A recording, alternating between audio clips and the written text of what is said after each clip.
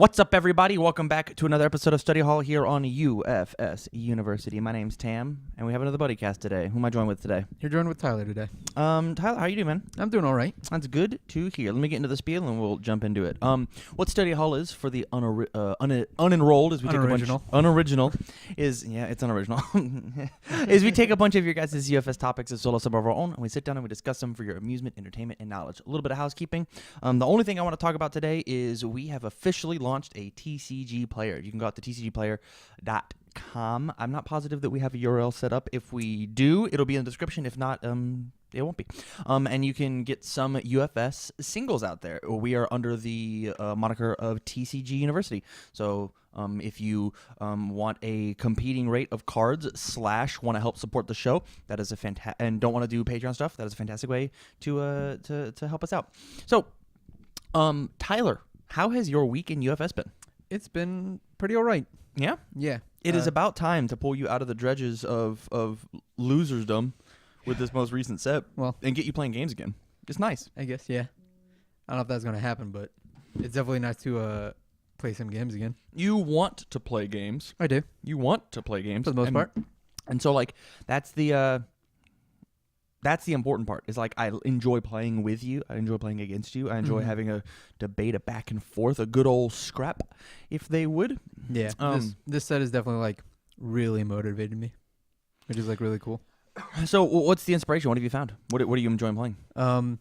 Siegfried. I think I've mentioned on previous episodes. Yeah. Under Earth, because like that's because he like needs it. Yeah. You don't think the other two symbols are viable? I think Void might actually be viable. Like, it's just I'm going to discard your entire hand and flip all your foundations sort of thing. Because he gets some of the same support that he needs, like Pride of the Tribe, still under Void. True. And he still Do you gets, think Pride of the Tribe's that nuts? Yeah, honestly. Because his entire game plan is I'm going to block everything on your turn with all my foundations that I keep in my hand. So I might as well also flip all your foundations for free. Because like that's how you beat Siegfried. Is I'm going to build out, and I'm going to not flip my foundations. You can have the 3 damage. I don't care. We're just going to block it. That's fair. So, like, forcing them to flip over, like, actually really helps. And then they're always going to be flipping over the stuff that doesn't matter. Mm-hmm. So when it finally gets to the point where it's like, well, I have to flip over this foundation so that I could either bump damage or I can not take 8 to the face. Okay. But I only have things that like I care about. So now I have to flip this stuff over. So I dig that. The thing is that I'm seeing is I can agree with Pride of the Tribe only because the way that I'm having to fight against Siegfried is I just don't get to make a choice. I just let you have the damage on your turn. Yeah. Actually, sorry. I let you have the damage on my turn. I don't actually necessarily care that you reduce my damage because normally if you reduce the damage, you're less likely to block. It's still an option. You still can do it, but like it's just a little less likely. And then you using Pride of the Tribe in order to force my hand to flip.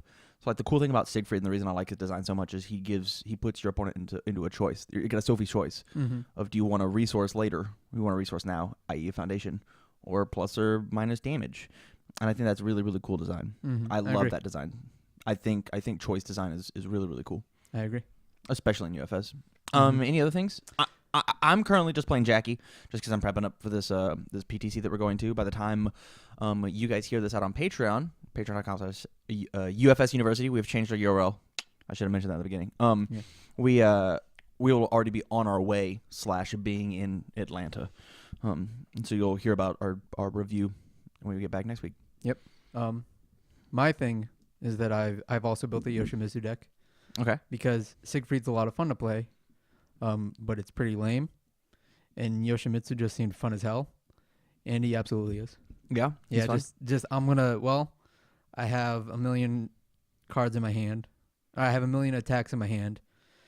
I guess I'm just gonna play my entire hand out and see what happens. Yeah, I that deck reminds me a lot of Jackie, but it's actually almost like a more consistent Jackie because Jackie only gets to draw 3 on my turn when I draw an air ground smash. Otherwise, I'm just a 5-hander.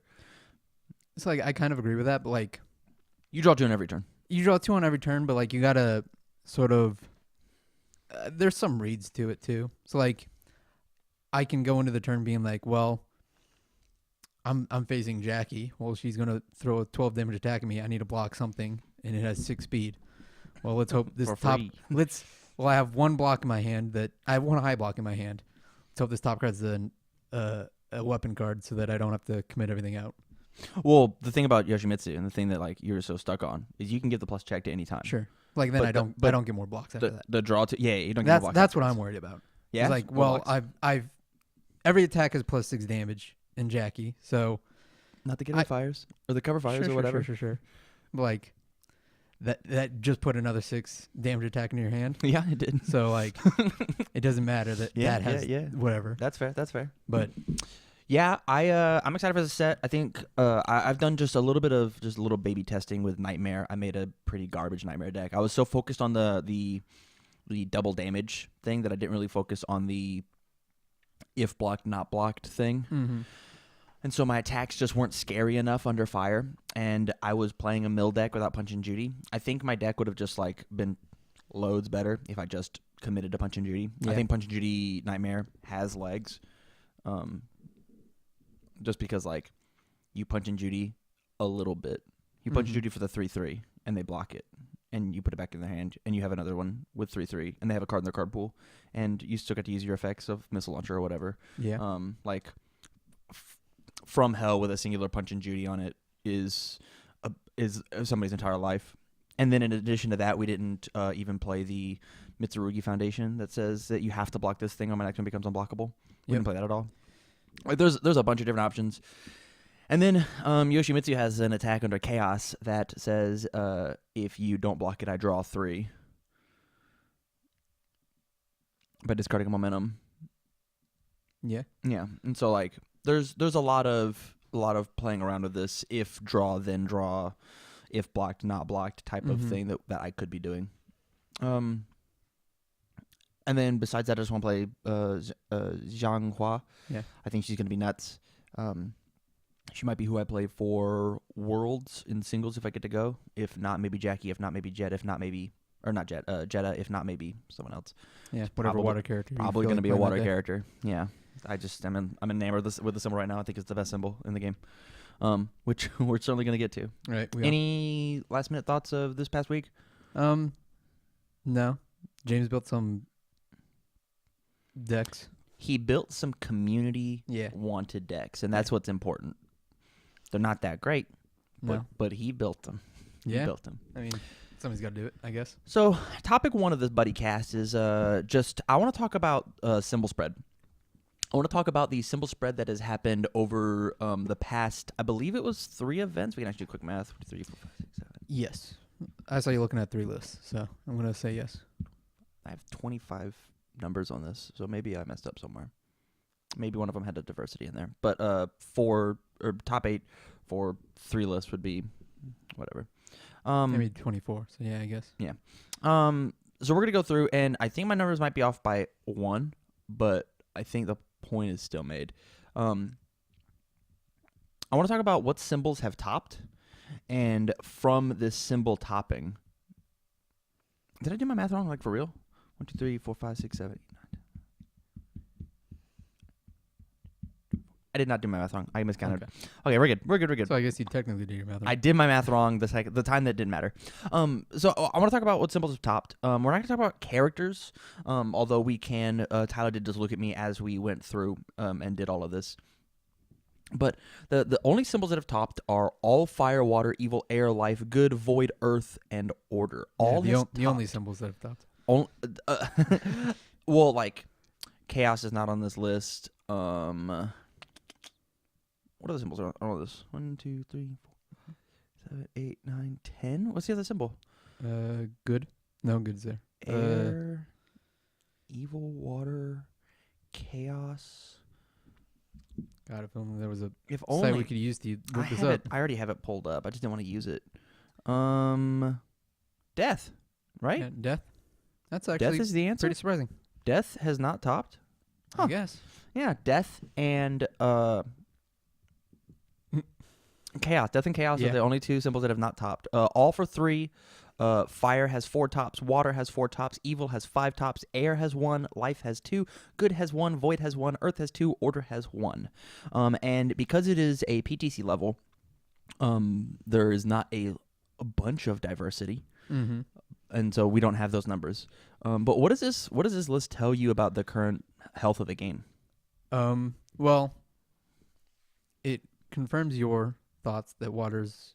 It sort of confirmed your thoughts that water's, if not the best symbol, one of the best. To be fair, 2 of those numbers were me. Sure. Right. No, hold on. 1 of those numbers was me. Yeah. Yeah. It was just Jeddah. I only used Jeddah. There was a Jackie Jeddah. Oh, we didn't count Faye. Yeah. And we did not count Faye. Yeah. It confirms my thought that Evil is right now the best symbol in the game. Evil is very good. Mainly because of Akuma and all of the support it got last set. Yes. Besides that, I guess Fire's still good. I think that is mainly because of like missile launcher. 100%. The 4 fire decks that topped were 2 Goros and 2. I want to say that is it like 2 Goros, 2 Whistles, or like it's definitely like double Goro, double Whitzel, or something along those lines.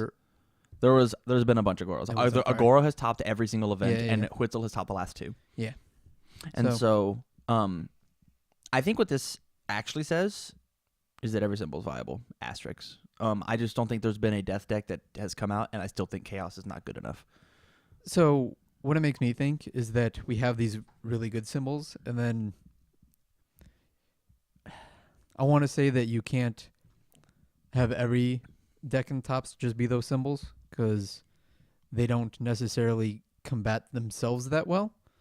So you think like a good deck doesn't fight a good deck very well? Yeah, I think that they kind of, especially like that scenario, they like sort of like they stagnate, right? Like they both want to do the same thing, and when they're both doing the same thing, they're both doing it really well. And at that point, it's like, well, it all comes down to who's just the better player and who sees answers the most. Right. That is luck is also a big factor, and it depends on the character at that point because that's like the main difference of the deck, right? Yeah. And what the good engine, what your deck is trying to accomplish with the good symbol, right? Like good Woodman is different from good Chun-Li, which is different from good Jet, for example. Yeah.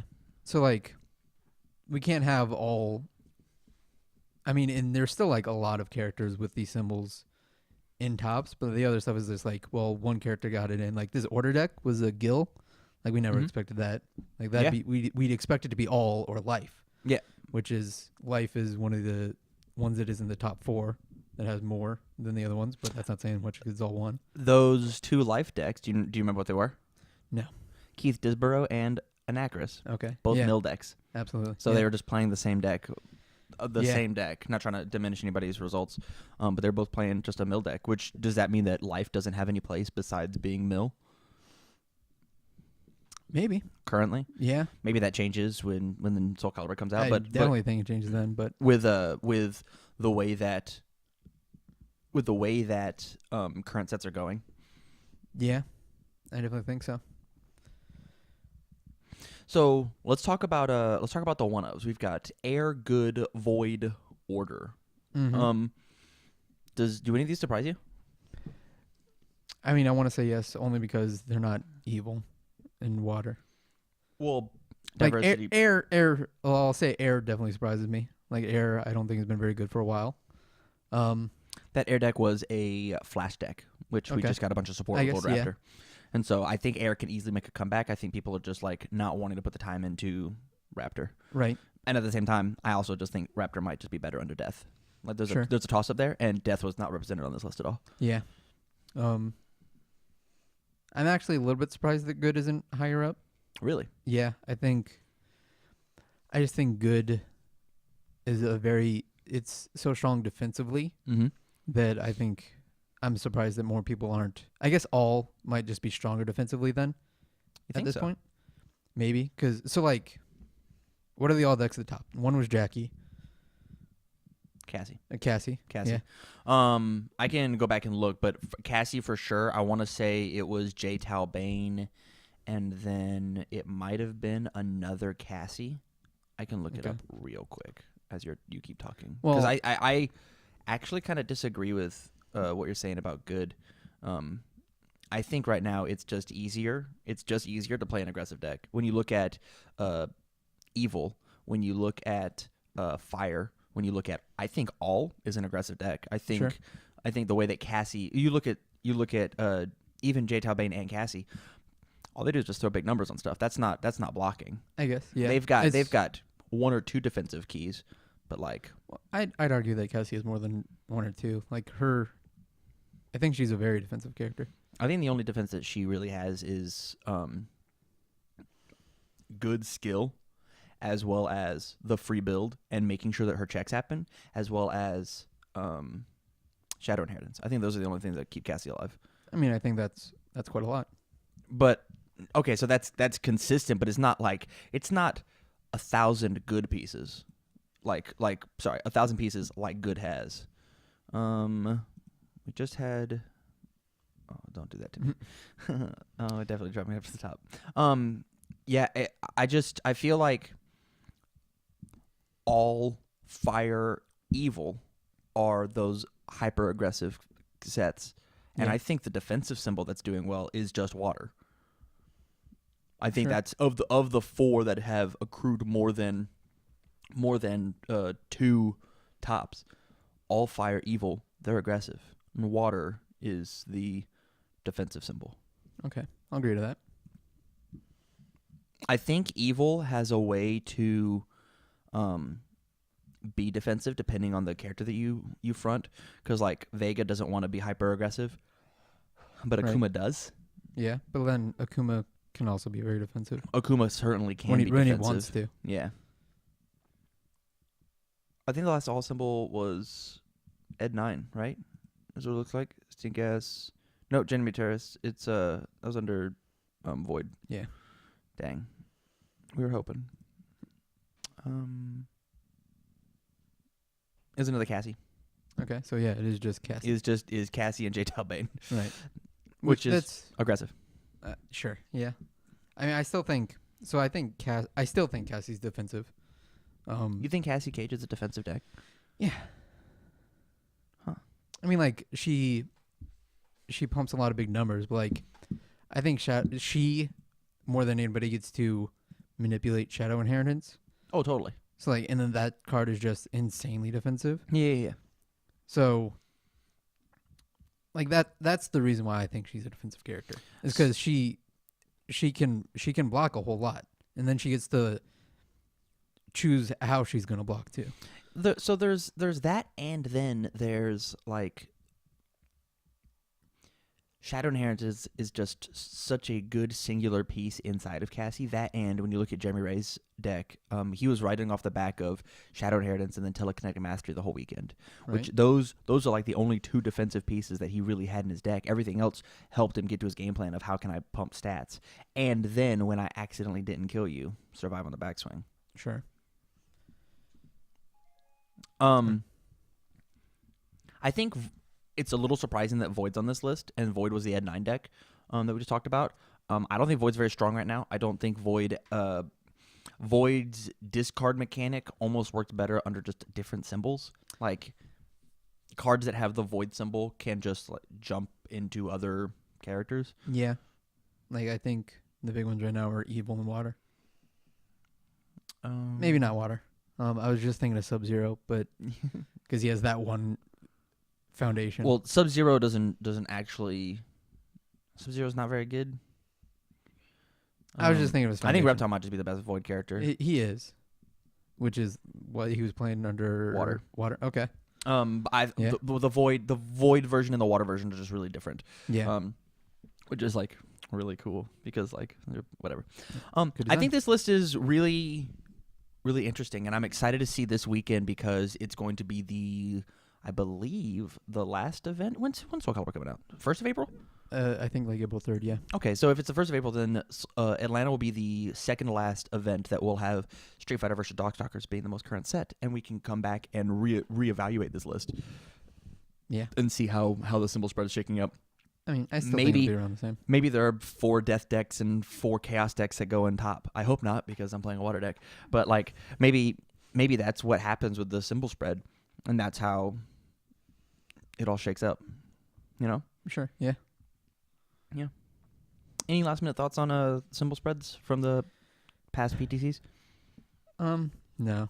I think that like again, these characters they got like one symbol in. I think that's just like because there's only so many good decks under each symbol that can make it into top. Really? Yeah. You think they're like just the pity wins? Not kinda. I don't want to again diminish like these what they did because like you made it in tops. Like good on you. I never did that in this last season. In this last season. But like air. I don't think we ever expected it. Like if you told me, hey, how many air decks do you think will make it in? I would have said 0. Really? Yeah, I think it's just not a great symbol right now. I think Flash Air is being slept on, and I honestly think we're gonna go to Atlanta and see a bunch of Raptor decks running around. We might, yeah. And at the same time, like nobody's playing Air Jackie. You think Air Jackie's bad? No, I think Water Jackie's insane though. Water Jackie is I could argue is a gimmick, but I mean, like it's a gimmick that's beating my ass. it's not the gimmick that's doing it. Right. I think with that we're gonna go ahead and move on to our last topic, or to the next topic. Sorry, we're already done. We're gonna move on to topic 2.